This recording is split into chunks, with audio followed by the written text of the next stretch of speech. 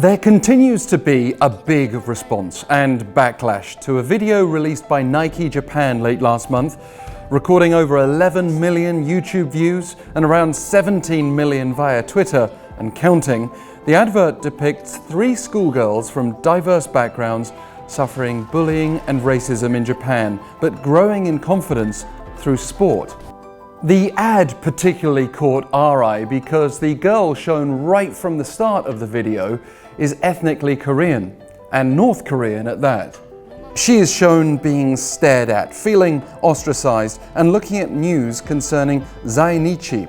To explain the context here, zainichi is a term that usually refers to Koreans who moved to Japan during its colonial rule over Korea in the first half of the 20th century, as well as their descendants. Numbering in the hundreds of thousands, they were actually stateless until the 1980s and 90s saw progress in terms of their legal protections and rights. Still today, however, there are frequent complaints among zainichi communities of xenophobia and discrimination.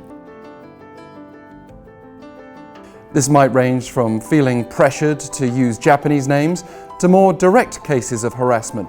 On the name issue, you can see this point being made when the Korean girl is shown with Kim added to the back of her football shirt as a sign of triumph.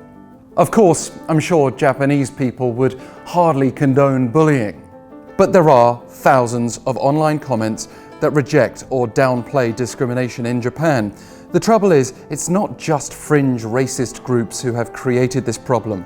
The government itself, especially under now former Prime Minister Shinzo Abe, has not done nearly enough to discourage racism, whether failing to strongly condemn anti-zainichi activities by the far right, or in the case of the country's longest-serving Deputy Prime Minister and Finance Minister Taro Aso, actually suggesting Japan might shoot down a potential inflow of North Korean refugees. Suspicions surrounding zainichi generally have spiked during times of difficulty with both Koreas, and North Korean communities can particularly find themselves isolated. For example, Korean Joseon Gakko schools in Japan have been excluded from government support amid tensions with Pyongyang. And while Japan finally passed a hate speech law in 2016, most parts of the country haven't backed this up by mandating punishments for violators. That said, has Nike unfairly targeted Japan with this video? Speaking as someone based in South Korea, I would add that there's more that could be done here to support kids from diverse backgrounds. And it's not like North Korean refugees have an easy time of it here either. Not to mention that Seoul isn't exactly soft on any pro-North Korea stances. Any kind of school teaching North Korean ideas like Joseon Gakko have would be strictly punished on national security grounds. I say this because it's not fair to point the finger solely at Japan.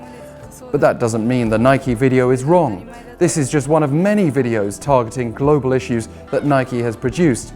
And it would seem the backlash itself justifies the message.